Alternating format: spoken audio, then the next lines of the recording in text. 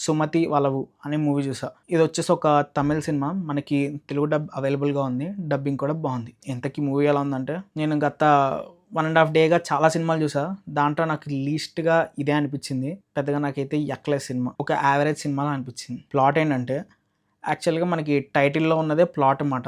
యాక్చువల్‌గా వలువ అంటే ఏంటంటే రహదారి కానీ, మలుపు గానీ మీనింగ్ వస్తదన్నమాట తెలుగులో. ఒక ఊరుంటది. ఆ ఊర్లో ఏంటంటే నైట్ టైమ్ అయిన తర్వాత వీళ్ళు ఊరు నుంచి బయటికెళ్ళాలంటే ఒక మలుపు దాటి వీళ్ళు బయటికెళ్ళాలన్నమాట. సో, ఆ మలుపులో ఏంటంటే ఒక గోస్ట్ అనేది ఉంటది. ఆ టైంలో ఎవరైతే బయటికి వెళ్తారో వాళ్ళక్కడ చనిపోతారన్నమాట. సో, ఇంతకీ ఆ సుమతి ఎవరు? అసలు ఈ ఊరికి ఆ శాపం అనేది ఎందుకొచ్చింది? అండ్ మన హీరో ఈ శాపం వల్ల ఎలా ఎఫెక్ట్ అయ్యాడు? తన లైఫ్ అనేది ఎలా చేంజ్ అయింది? ఏంటి అన్నది స్టోరీ మాట. ఇలా మలుపు గురించి చూపించే స్టోరీ అయితే బాగుంది. అది మనకి కంప్లీట్‌గా యానిమేషన్‌లో వస్తదన్నమాట. ఆ స్టోరీని మంచిగానే ఎక్స్‌ప్లెయిన్ చేశారు. అది బాగుంది. అండ్ అక్కడక్కడ కొన్ని సీన్స్ కూడా బానే ఉన్నాయి. కానీ మూవీలో ప్రాబ్లమ్ ఏంటంటే చాలా ల్యాగ్ అవుతదన్నమాట. వీళ్ళు అనుకున్న పాయింట్‌ని చూపించడానికి చాలా టైం తీసుకుంటారు. కాస్త స్ట్రక్ అయిపోతారన్నమాట. హర్రర్ కామెడీ అన్నారు కానీ కామెడీకి మనకేం నవ్వు రాదన్నమాట.